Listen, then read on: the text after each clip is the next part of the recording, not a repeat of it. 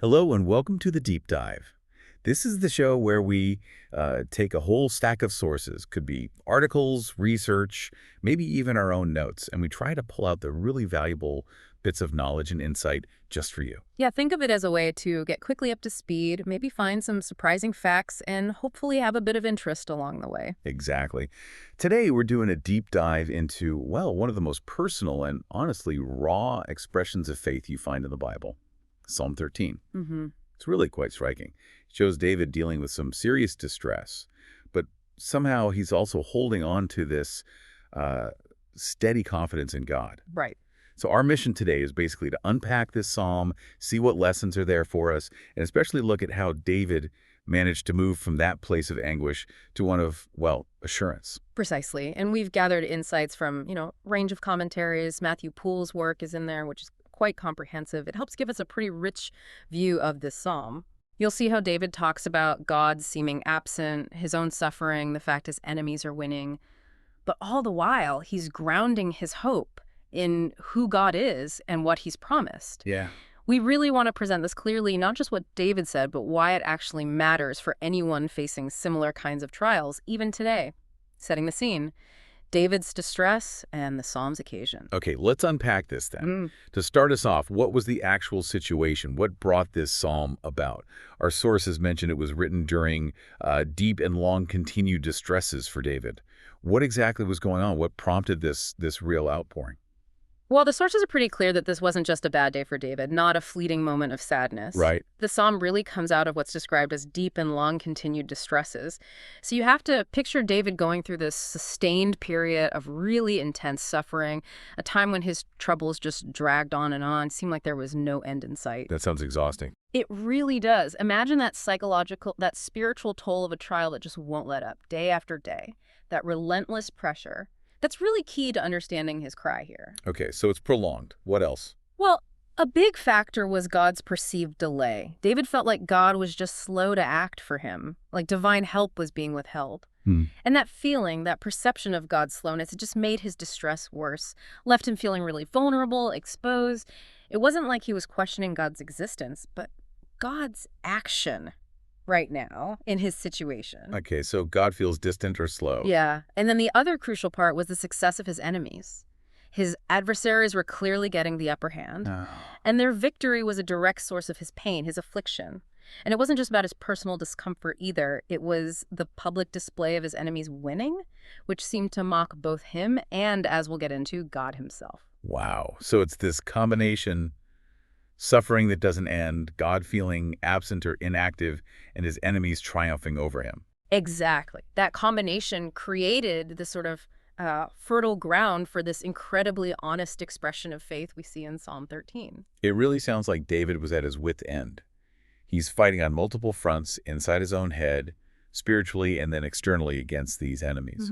So thinking about the players in this little drama, who are the cast of characters in this psalm, what roles do they play in this story of distress and eventually hope? That's a good way to put it. The cast really does illustrate David's state and how he saw the world. First, obviously, there's David himself. Yeah. He's the central figure. The psalm paints him as deeply distressed, wrestling with mental confusion, perplexity. He talks about sorrow in his heart daily. That points to this constant emotional weight on him. Day in, day out. Yeah, and he's under pressure from these unnamed enemies who are exalted over him. That means they're basically in a position of dominance, succeeding while he's suffering. Okay, but he still has faith. Critically, yes.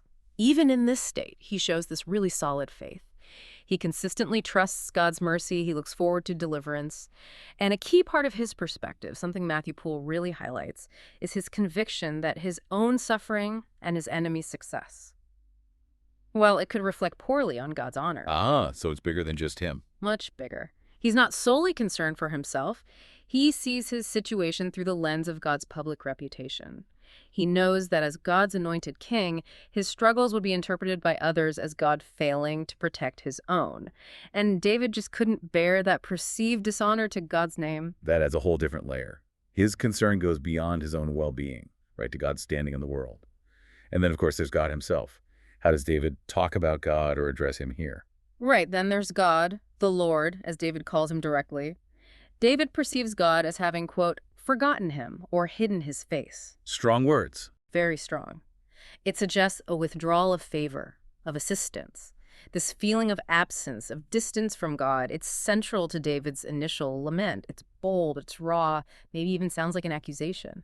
But it's important to remember it's directed at God within their relationship. It's not a denial of God. He's crying out to the one he knows can actually hear him. So he's complaining to God, not just about God. Exactly. God is positioned as the one David appeals to. He calls him, "O Lord my God." He asks him to consider, hear, enlighten, revive, comfort, deliver. God is clearly presented as the ultimate source of mercy, of salvation. And his honor is involved. Definitely. As we touched on, God's honor in David's mind is absolutely at stake in this personal struggle. David believed God is capable, God is faithful. So his current distress, combined with his enemies winning, it presents this problem, this conundrum that only God can fix in a way that protects his own good name. Okay. And the enemies. You said they're unnamed. What else do we know about them from the Psalm? Right. Finally, there are David's enemies, these unnamed antagonists who are exalted over him. They're triumphant. They're oppressing him. They are the direct cause of his trouble, the agents inflicting his suffering. And David fears their boasting. Yes, he expresses this real concern that their triumph would signify their arrogance and blasphemy against God. He's worried their boastful victory wouldn't just hurt him, but would ultimately dishonor God. They're portrayed not just as his personal foes, but as instruments whose perceived victory could actually strike a blow against God's own character, God's reputation. So this setup, David, distressed but faithful, God seemingly distant but the one appealed to, and the enemies, active and seen as blasphemous, it really sets the stage for the emotional journey in the psalm. It really does, and it allows us, the listener, to connect David's ancient struggles to maybe our own battles today. It's quite something how relevant this all feels, isn't it? For anyone navigating tough times, it's more than just history. It's like a window into the human spirit wrestling with faith when things get hard. David's directness with God here. That's something many of us could probably learn from. It shows even our deepest, hardest questions can be brought right to him. Prophet of David's anguish, the depth of his complaints. So David kicks off Psalm 13 with these incredibly direct, almost brutally honest questions to God. He really doesn't hold back. He asks, "How long wilt thou forget me, O Lord, forever? How long wilt thou hide thy face from me?" What do these questions tell us about what's going on inside him and his view of God at that moment? Well, those opening questions, they just lay bare this raw distress over God appearing to withdraw his favor, his help. Yeah. When he asks, "How long wilt thou forget me, O Lord, forever?" he's putting words to this feeling of being neglected, disregarded. It's a direct plea, sure, but it's also a pretty stark accusation aimed at God for seeming inactive. It feels quite bold. It is bold. This perceived absence, this delay from God, that's the core complaint driving his anguish. It's the pain of feeling abandoned, sensing that the very source of his hope has turned away. And Matthew Poole points out, David's wrestling with the duration, not just how long, but forever. That shows the crushing weight of endless suffering he feels. Wow. But he's laying that vulnerability right before God. It shows a relationship where these honest, maybe even confrontational complaints aren't just allowed, they're part of faithful interaction. So he's not just sad, he's actively trying to figure things out in his own head, but it sounds like he's getting nowhere. He goes on, "How long shall I take counsel in my soul, having sorrow in my heart daily?" What does that specific line tell us about his emotional struggle? Oh, that line gives us such a clear window into his mental anguish, his confusion. He feels totally uncertain about how to get out of his troubles. That phrase, "take counsel in my soul," it suggests he's constantly turning things over in his own mind, endlessly deliberating, thinking through every possible solution, but just coming up empty. Like being stuck in a loop. Exactly. It paints this picture of intense internal turmoil, a mind that just cannot find rest or any resolution. He's described in the commentaries as being in perplexities and anxieties of mind, not knowing what course to take. And the sorrow in my heart daily bit emphasizes how relentless this is. It's not just a fleeting confusion, it's a persistent, day after day burden on his thoughts, his emotions. He's just intellectually and emotionally worn out from trying to solve problems he feels totally incapable of fixing himself. It's the very picture of feeling lost in your own thoughts. And then, as if that internal battle wasn't enough, he looks outward at his adversaries and asks, "How long shall mine enemy be exalted over me?" That seems to add another whole layer of pain, maybe even shame to it all. Absolutely, it adds that critical external dimension to his suffering. David's concern here, it goes beyond just his personal pain, right to what his enemy's success implies about God. Right, you mentioned that earlier. Yeah. This question shows his fear that his adversary's continued victory won't just harm him personally, but will also reflect badly on God himself. It suggests, as some commentators put it, a fear that God might appear unfaithful and unmindful of thy promises or unable to make them good. So he's worried about God's reputation. Deeply. David understands that if his enemies keep winning, their boasting could be seen by everyone as a sign of God's weakness or his inability to protect his own chosen king, his covenant people. This adds a serious theological weight to his personal suffering. His pain is tangled up with this perceived dishonor to God's name, and that concern is very much in line with a reformed view of God's ultimate glory and sovereignty. He's worried not just for himself, but for the wider implications for God's reputation. So putting it all together. In essence, yeah, David's distress is coming from the sheer length of his suffering, its harsh effects on his mind, his well-being. He even fears death and the unchecked arrogance of his enemies. He's implicitly pleading, almost demanding, immediate divine action to end this perceived delay. And he's doing it partly by arguing that his situation impacts not just him, but the very honor of God himself. He's kind of arguing with God for God's own sake, in a way. 3. David's urgent plea for intervention. Okay, so from this deep lament, David then shifts, doesn't he? He moves to a direct appeal. He prays, "Consider and hear me, O Lord my God. Lighten mine eyes, lest I sleep the sleep of death." That phrase, "lighten mine eyes," it sounds quite poetic, rich with meaning. Can we dig into that a bit? Oh, it's a really evocative phrase, yes. And the sources help us see it from a couple of angles. Lighten mine eyes isn't just a simple request. It seems to have both a spiritual and a physical dimension. It reflects David's really comprehensive need for God to step in. Okay, spiritual first. Right.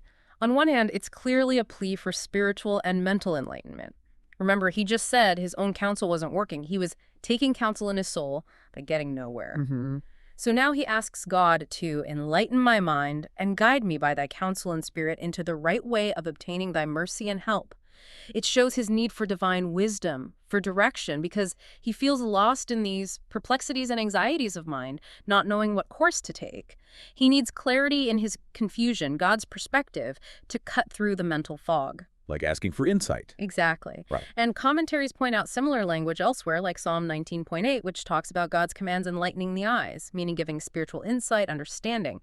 So he's definitely seeking God's guiding light in his inner turmoil. Okay, so wisdom, clarity. What's the other side?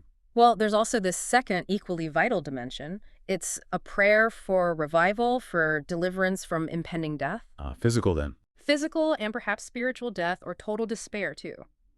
The phrase also means God should revive and comfort and deliver me from the darkness of death. David expresses this genuine fear that he's going to sink under my burden and die. He feels so overwhelmed, he's literally on the brink of collapsing under it all. And the sleep of death part. Yeah, the sources consistently point out that death is often called a sleep in Scripture.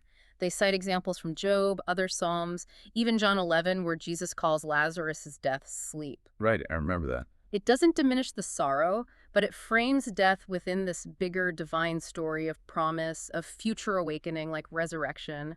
It softens the terror a bit by comparing it to a temporary rest. Interesting. And the light-darkness contrast. That's key, too. Dangers, calamities, despair, these are often expressed as darkness in the Bible, whereas comfort, deliverance, hope, life, divine favor, those are expressed as light, or this enlightening of the eyes. You see this across Scripture, Job, Proverbs. So David is asking God to shine light right into his deepest darkness, to literally pull him back from the shadow of death, to give him new life, new vitality. So putting it together, this phrase, "lighten mine eyes," captures his urgent need for God's direct intervention. He needs guidance out of his mental mess and rescue from the physical and spiritual darkness closing in on him, stopping him from totally giving in to death or despair. Precisely. And for you, the listener, this really gives a practical model, doesn't it? How to voice your deepest needs when you feel overwhelmed. Acknowledging both the mental struggle and the fear of just falling apart, it's a really honest, whole-person appeal to God. Yeah. 4, God's honor at stake. Now, David's concern, as you've mentioned, isn't just about his own suffering. He specifically says, "Lest mine enemies say I have prevailed against him, and those that trouble me rejoice when I am moved." Why is the victory of his enemies such a big deal for David, beyond just his own discomfort or defeat? Yeah, that's a crucial point, and it takes us right back to the theological heart of his complaint about the enemies. It all centers on the dishonor it would reflect upon God. Okay, and this raises that key question again. Why does David tie his personal situation so tightly to God's character? Well, David fears his enemies will claim victory by my art or strength, meaning they'd attribute their success against him to their own power, their own cleverness, rather than seeing it as something God allowed or orchestrated. Right. And in David's view, this boasting would be interpreted by everyone watching as proof that God was either unfaithful and unmindful of thy promises or unable to make them good. That's a huge theological worry for David. He sees his role as God's chosen leader, so any defeat he suffers isn't just personal. It's a potential stain on God's reputation in the eyes of the world. He sees their boasting as more than just bragging. Oh, absolutely. He sees their potential triumph as an act of arrogance and blasphemy against God. Yeah. Their celebration wouldn't just mock David. In his eyes, it'd be a direct insult to God himself. They'd be celebrating what they perceive as God's failure to protect his own servant. And for David, that's just unacceptable. So God's honor is really paramount for him here. It really is. David is implicitly asking God to repress their arrogance and blasphemy and maintain thine own honor. This shows just how strongly David believed his relationship with God was public, and that God's faithfulness was demonstrated through protecting and delivering his people. He's not just asking for personal rescue. He's asking God to vindicate his own name, to show his sovereign rule. And the bit about when I am moved, what does that mean? That phrase, when I am moved, signifies when he might stumble or fall into mischief. It suggests a significant setback, a point of vulnerability or failure. This stumbling or falling isn't just about tripping over something. It's likely about a moral slip, a spiritual lapse, or a major defeat that would give his enemies real cause to rejoice and seemingly validate their claims that God wasn't actually with him. So David understands that God's own integrity, his power, his faithfulness are all on display through the lives of his servants like himself. His plea for help isn't purely self-centered at all. It's ultimately aimed at seeing God glorified and his name upheld. Exactly. It's a remarkable example of how a truly God-centered faith shapes even our prayers when we're in deep distress. V. David's steadfast confidence and anticipation of joy. Okay, so despite all this really raw, honest complaining we've just talked about, David makes this dramatic turn in the psalm. Suddenly he declares, "But I have trusted in thy mercy. My heart shall rejoice in thy salvation." That's a pretty striking shift, isn't it? From anguish to what sounds like total certainty. Yeah. What does that tell us about his underlying trust, even while his circumstances haven't actually changed yet? It is truly remarkable, that turn, that declaration, "But I have trusted in thy mercy." It's this clear, decisive affirmation of his reliance on God's character. The sources explain it like this. "Neither their threats and brags, nor my own dangers shall shake my confidence in thy mercy promised to me." That really highlights a firm, resilient trust that holds on despite all the external pressure, despite his own personal dangers. It's grounded completely in God's character, his mercy, and his sure promises. It's a deep conviction that God's goodness will win out, regardless of how challenging things look right now. So his faith isn't based on his feelings or circumstances. Not at all. It's based on the unchanging nature of God's benevolent character and the reliability of his word. It's like he's making a conscious choice to anchor his soul in what he knows is true about God, even when his feelings might be screaming the opposite. Okay, and that leads to joy. Right. That confidence then leads directly to anticipating joy. When he says, "My heart shall rejoice in thy salvation," it shows the settled belief that God's saving action will ultimately happen. It's not just wishful thinking. It's an expectation that comes from his assurance in God's character and faithfulness. He knows salvation is coming, and his heart is already getting ready to celebrate. Even while he's still suffering. Exactly. That kind of joy, anticipated even in the midst of distress, it speaks to this incredibly strong inner stability that's rooted in his faith. A deep-seated assurance that God will, in fact, deliver. He effectively moves from questioning God's timing to celebrating God's certain action. And this confidence then leads him to promise future worship. He says he will sing unto the Lord. What makes him so certain about this future praise? He's still in the thick of it. The deliverance hasn't fully arrived yet. It almost seems counterintuitive. It's a fascinating question, isn't it? How can he be ready to sing before the rescue? Well, the answer seems to lie in his absolute assurance that God dealt bountifully with me. The sources explain that David and other prophets, too, often speak about future deliverances as if they've already happened. Oh, like it's a done deal. Precisely. It's a way of speaking that signifies both the infallible certainty of the thing and their firm assurance thereof. It's not just hoping, it's a settled conviction based on God's very nature and his covenant promises. He knows God's deliverance isn't just a possibility, it's a certainty that will happen because God is true to his word. Is there anything else grounding that certainty? Yes, the commentators also suggest his trust is grounded in the support and assurance of his favor, which for the present I enjoy. This implies David is drawing on his current, maybe subtle, experiences of God's grace to fuel his hope and trust even while he's still distressed. So he sees God working even now. It seems so. He isn't necessarily waiting for some grand, visible rescue to believe God is with him. He recognizes and leans on the present, perhaps unseen ways God is sustaining him, giving him the strength just to endure, maybe giving him inner peace, or even just the ability to keep crying out to God. All of that he attributes to God's current favor. And this present assurance fuels his certainty about the future and his confident promise to sing. He understands God is already providing for him, even if the full deliverance hasn't materialized yet. So his praise is looking back at what God's already doing and looking forward to what God absolutely will do. So that shift from lament to trust, it's not just flipping a switch, it's a dynamic thing, rooted in his experience of God's present help and his solid expectation of God's character. Exactly. It's a powerful reminder that faith isn't the absence of questions or struggles. It's that confident reliance on God right in the middle of it all. It's an act of faith, choosing to believe in God's character despite circumstances that seem to argue against it. 6. The meaning of God's bountiful dealing. David wraps up the psalm by stating he will sing unto the Lord because he hath dealt bountifully with me. That phrase, dealt bountifully, it sounds quite significant. Can we unpack that a little more, especially given the timing he's saying this before the full resolution? Absolutely. It's a rich phrase. And the sources generally offer two main ways to understand he hath dealt bountifully with me. Both really highlight God's generous nature. Okay, what's the first one? One view is that it refers back to what we just discussed, the support and assurance of his favor, which for the present I enjoy. Ah, the current help. Right. It points to that present experience of God's grace that's sustaining David even in his trials. It's about the daily, maybe moment-by-moment sustenance and comfort God is providing, even while the big struggle is still going on. David's acknowledging God is already showing him favor, already supporting him. And this present reality is what fuels his certainty for the future. It's appreciating God's ongoing active goodness right now. That makes sense. And the second interpretation? The second interpretation focuses more on the future, but with absolute certainty. It suggests dealt bountifully refers to that mercy which he hath freely promised me. Here, the future deliverance is spoken of in the past tense hath dealt because of its infallible certainty and David's firm assurance thereof. So it's about the reliability of God's promises. Exactly. This perspective really underscores God's faithfulness to his covenant promises. David is so sure of God's future action, his deliverance, that he speaks of it as if it's already completed. It's that prophetic way of expressing absolute certainty in God's word. He knows God cannot lie. His promises are secure. So whether it's present support or future certainty. Both interpretations ultimately point to God's generosity and his reliability as the source of all blessing and deliverance. Now, what about the actual root meaning of bountifully?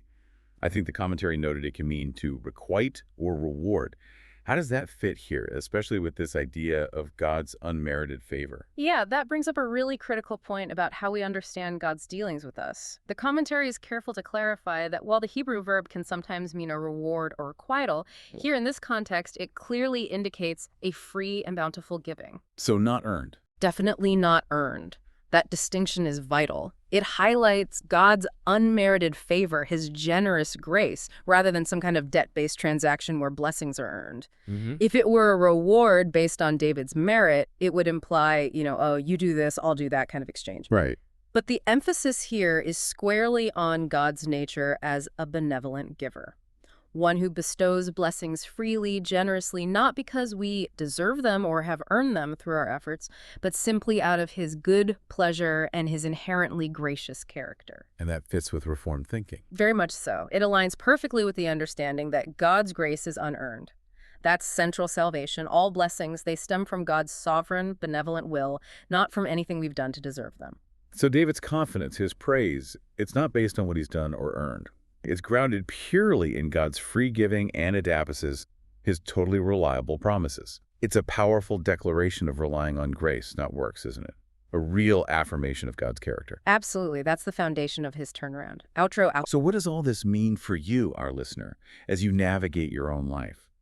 This deep dive into Psalm 13, it really shows us this dynamic relationship between suffering, faith, and God's action.